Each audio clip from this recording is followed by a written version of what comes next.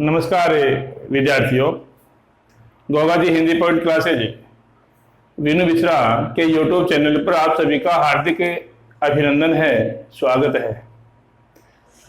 तो आज हमें जो उपमा अलंकार वीडियो पहले अपलोड कर चुके हैं उसी क्रम को आगे बढ़ा रहे हैं और उपमा अलंकार के जो भेद है उन भेदों की हम चर्चा कर रहे हैं।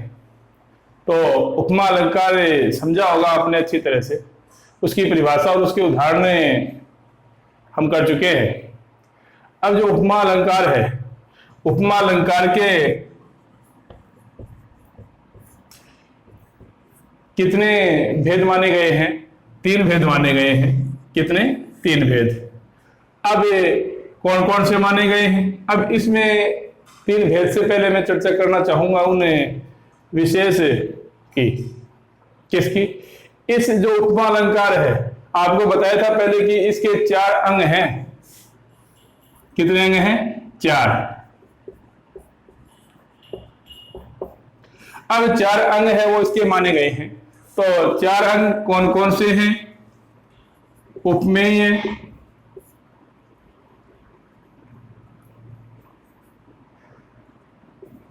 उपमान, वाचक शब्द और चौथा कौन सा है? साधारण धर्म। अब ये 4 इसके अंग माने गए उपमा अलंकार के। ठीक है, समझ गए ना? पहले हम वीडियो में कर चुके हैं ये सारी चीजें। अब देखो, इन चारों अंगों को इन 3 भेदों में डिवाइड कर दिया गया, बांट दिया गया है। किस प्रकार से? पहले तो हम इनके जो 3 भेद हैं उन भेदों के नाम याद रखेंगे, तो उस नाम के बाद में उसकी परिभाषा चलेगी, उसके उदाहरण चलेंगे। तो सबसे पहले कौन सा आ जाएगा? पूर्णोपमा। पूर्णोपमा अलंकार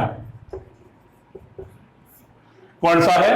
पूर्णोपमा अलंकार। क्या समझे पूर्णोपमा अलंकार से विद्यार्थियों? पूर्ण प्लस उपमा। तो पूर्ण का मतलब हो गया क्या कि ये जो 4 अंग है, ये चारों अंग है वो इस अलंकार में आएंगे। पूर्णोपमा में चारों अंग आ जाएंगे, तो वो कौन सा होगा? पूर्ण उपमा, पूर्णोपमा अलंकार होगा। दूसरा है लुप्तोपमा। लुप्तोपमा। अब लुप्तोपमा अलंकार है वो कौन सा होगा कि एक या एक से अधिक, एक या एक से अधिक जो ये अंग है इनमें से कोई भी लुप्त हो जाए।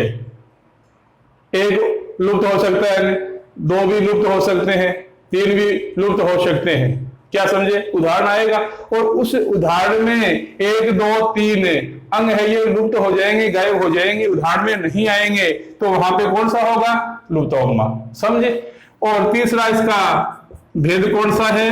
मालोपमा। अब मालोपमा अलंकार क्या होता है कि देखो विद्यार्थियों, एक इसमें क्या होता है कि उपमेय होता है एक, ठीक है, और एक उपमेय के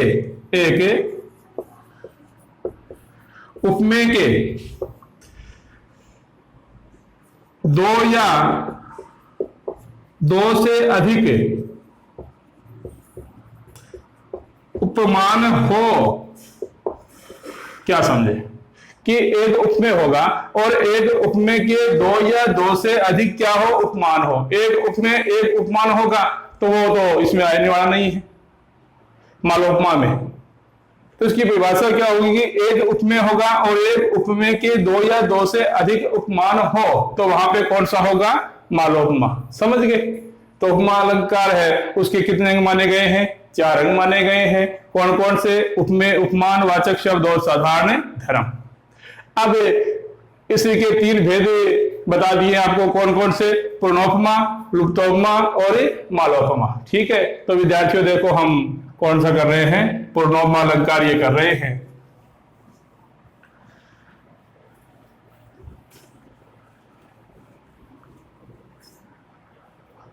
तो क्या परिभाषा होगी इसकी?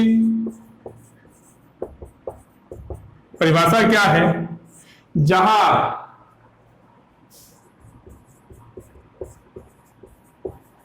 उपमा के जहां उपमा के चारों अंगों का प्रयोग किया जाता है वहां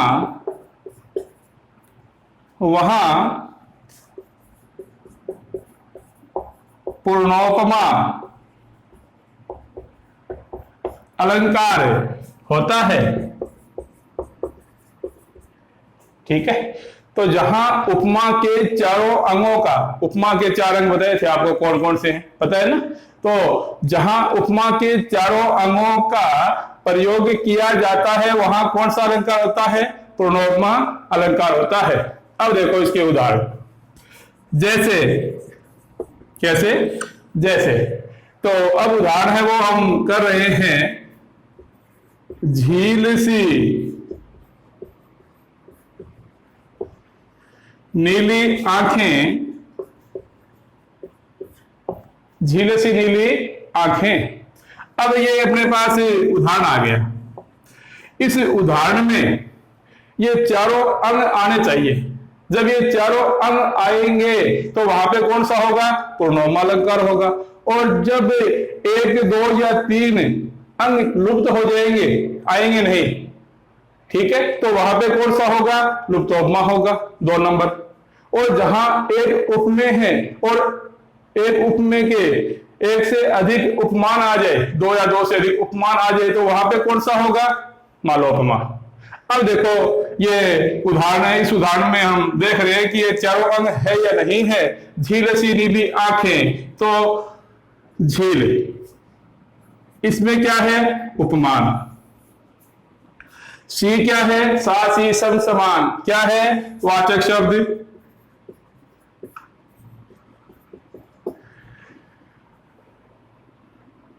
आंखें, आंखें क्या है?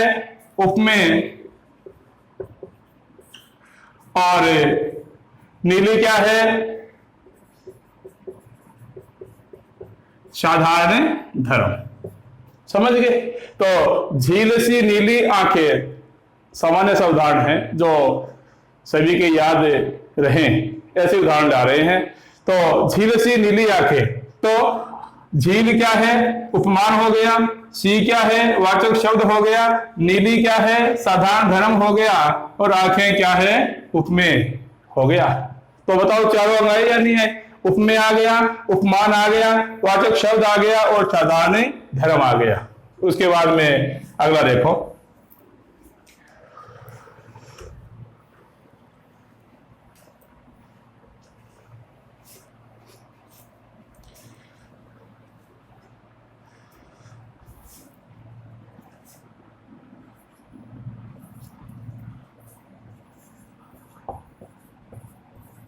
पूर्णेंदु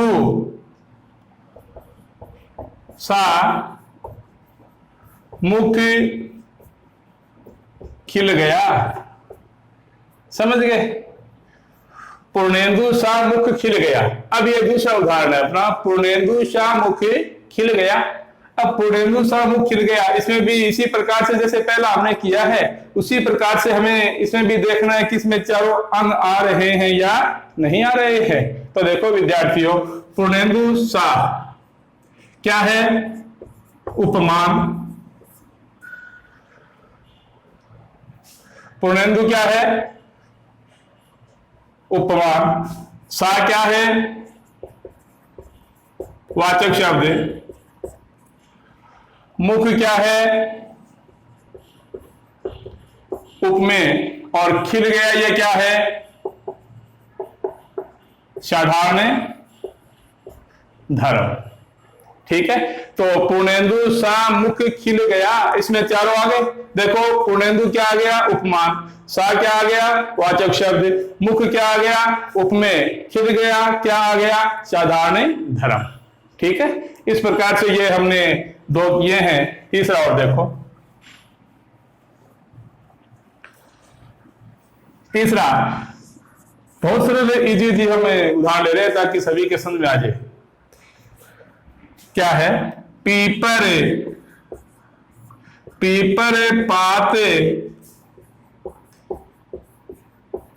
पीपर पात सरिस मन डोला। पीपर पात सरिस मन डोला, बोलियो। पीपर पात सरिस मन डोला। तो देखो अब जो ये डोला है ये क्या है? साधारण धर्म। मन है ये क्या है? उपमेय। सरिस सा, सरिस समान, सदृश ये क्या है? वाचक शब्द। और पीपर पात ये क्या रह गया बताओ? उपमेय आ गया, साधारण धर्म आ गया, वाचक शब्द आ गया, तो क्या रह गया? उपमान। इस प्रकार से हमें कोई भी उदाहरण है, उस उदाहरणों के जरिए हमें यह देखना है कि ये चारों अंग आ रहे हैं या नहीं आ रहे हैं। जब उपमा के चारों अंग आएंगे उदाहरण के अंदर तो वो तो होगा पूर्णोपमा। और जब 1, 2, 3 अंग लुप्त हो जाएंगे, गायब हो जाएंगे, नहीं आएंगे, 1 आ सकता है, 2 आ सकता है, 3 आ सकता है, चारों नहीं आएंगे, तो वो कौन सा होगा? लुप्तोपमा। और एक उपमेय के 2 या 2 से अधिक उपमान अगर आ जाए तो वो कौन सा होगा विद्यार्थियों? मालोपमा अलंकार। ठीक है, तो इस प्रकार से आज हमने कौन सा किया है? पूर्णोपमा अलंकार किया है। और अगले नेक्स्ट वीडियो में हम जो अगला भेद है उपमा के वो हम कर रहे हैं। तो ज्यादा से ज्यादा वीडियो को देखें, लाइक करें और अच्छे से अच्छे हिंदी सीखने के लिए हमारे साथ बने रहे। जय गोगा जी महाराज।